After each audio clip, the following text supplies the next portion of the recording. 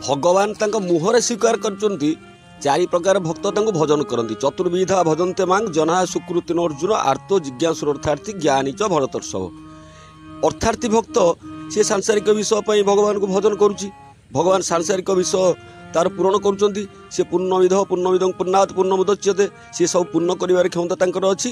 ये अर्थार्थी भक्त सबुदिने से शून्य भगवान सबुदिने पूर्ण भगवान सबुदिने ता पाखे अच्छा। आर्त भक्त जी से संकट निवारण पर भजन करुच्ची से विपद पड़े कष्ट पड़े मृगुणी भली जितेबाला विपद दुख जितेबाला उपरको आसो से भगवान को डाक तार पूर्ण विश्वास जो भगवान अच्छा रक्षा करेंगे तेणु भगवान रक्षा करें। जी ज्ञानी भक्त सी भगवान प्रिय भगवान मध्य तार अत्यंत प्रिय तेषां ज्ञानी नित्ययुक्त एक भक्ति विशिष्यते प्रियो ही ज्ञानी अत्यर्थ महं स मम प्रिय। जीए तांको एकाकी भाव में स्थित अनन्य प्रेम भक्ति रखिकी जो ज्ञानी भक्त तांको भजन करुथांती से तत्व तो तांको जानी थिबारु भगवान तांकर प्रिय से मध्य भगवान प्रिय। जी जिज्ञासु भक्त जी भगवान को जानिबा पई चाहूची ईश्वर को जानिबा पई चाहूची जार जिज्ञासा अछि ईश्वर विषय रे जार उत्सुकता अच्छी जार आग्रह अच्छी जी जानिबा पई चाहूची निज बुद्धि रे निज ज्ञान रे से भगवान को जानिबो केमिति। जेतेबेले उद्धव जिज्ञासा कला जेतेबेले उद्धव जानिबा पई भगवान को चाहिए सेतेबेले भगवान थिले तांको जणै देले से जानिला। पुणी आम उपनिषद आमको कहउछन्ति तमेव विदित्वाति मृत्युमेति नान्य पंथा विद्यते अनाय। केवल जानिबा योग्य होउछन्ति सेई तांको न जानिकी ये भवसागर पारि होबा पई आ कोनोसी रास्ता नाही।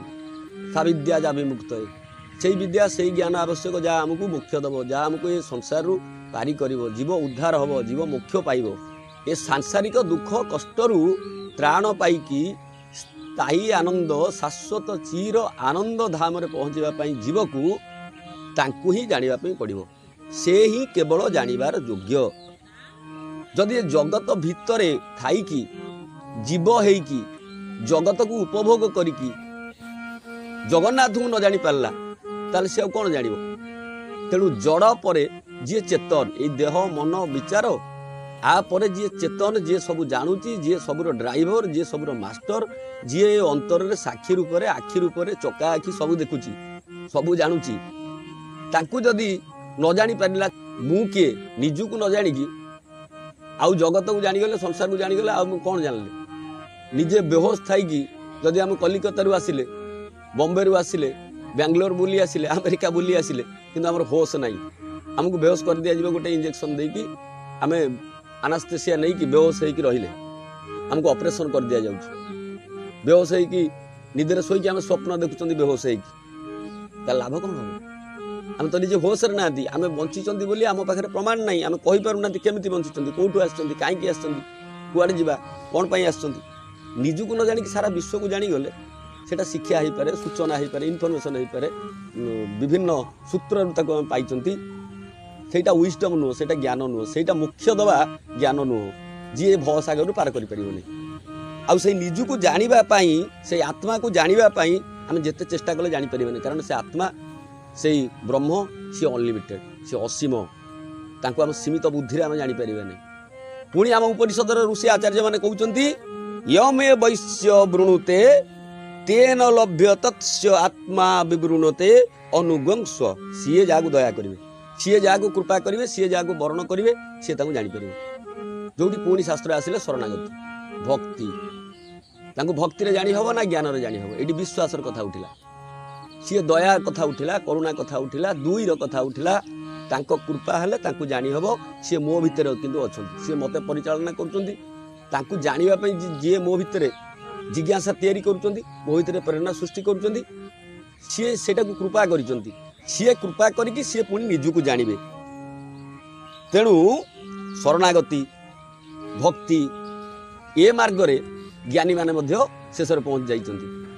शेष अद्वैत ज्ञान विस्तार करथिबा शंकर भगवान जगत गुरु शंकराचार्य मध्य भक्ति आश्रय नहीं शरणागति आश्रय नहीं मूर्ति पूजा करचंती धामर प्रतिष्ठा करचंती।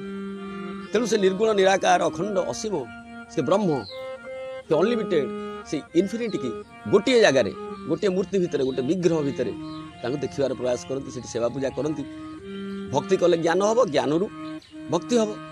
ऑफिस जाऊ जाऊ बाटर गोटे मुदी पड़ी उठेकी आप घर को नहीं गले ତାକୁ ଘରେ ନେଇକି ରଖିଲେ ସାର୍ଟ ପକେଟରେ ପଡ଼ିଛି, ମାଟି ଲାଗିଛି, କାଦୁଅ ଲାଗିଛି, ଏମିତି ଧୂଳି ଧୂସରିତ ହେଇକି ବହୁତ ଜିନିଷ ଆମେ ପାଆନ୍ତି, ତାକୁ ନେଇଯାଆନ୍ତି ଖାମଖିଆଲ କରି ତାକୁ ପକେଟ ଭିତରେ ପକେଇ ଏମିତି ରଖିଥାନ୍ତି।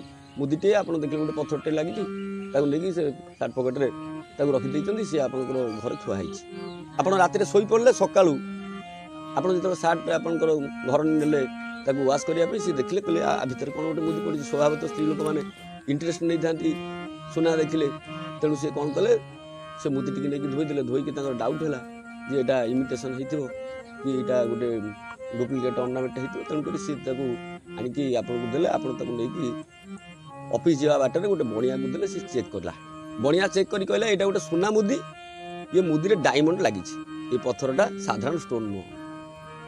ତେଣୁ ଆପଣ ତାପରେ କ'ଣ କରିବେ, ତାକୁ ଯେଉଁଭଳି ଭାବରେ ବ୍ୟବହାର କରିଥିଲେ, ଯେଉଁ ସାର୍ଟ ପକେଟରେ ଆପଣ ରଖିଥିଲେ, ଆଉ ତାକୁ ସେଇ ସାର୍ଟ ପକେଟରେ ରଖିବେ ନା ଏବେ ଆପଣଙ୍କର ଗଡରେଜର କେଉଁ ଜାଗାରେ ରହିବ ଆପଣ ବିଚାର କରନ୍ତୁ। କାରଣ ତା ବିଷୟରେ ଆପଣଙ୍କର ନଲେଜ ଆସିଗଲା, ତା ବିଷୟରେ ଆପଣ କିଛି ଜାଣିଗଲେ। ଆପଣ ଯେତେବେଳେ ତା ବିଷୟରେ ଜାଣିଗଲେ ତାର ଗୁରୁତ୍ୱ ବଢ଼ିଗଲା। ତେଣୁ ଭଗବାନଙ୍କ ବିଷୟରେ ଯେତେବେଳେ ଆପଣ ଜାଣିଯିବେ, ଯେତେବେଳେ ଈଶ୍ୱର କିଏ, ତାଙ୍କ ସହିତ ମୋର ସମ୍ବନ୍ଧ କ'ଣ, ମୁଁ କାହିଁକି ତାଙ୍କୁ ଖୋଜିବି, ଯେତେବେଳେ ଏ ଜ୍ଞାନ ଆପଣଙ୍କର ହେଇଯିବ, ତାଙ୍କ ପ୍ରତି ଭକ୍ତି ଆସିବ, ଆପଣ ଭକ୍ତି କରିବେ।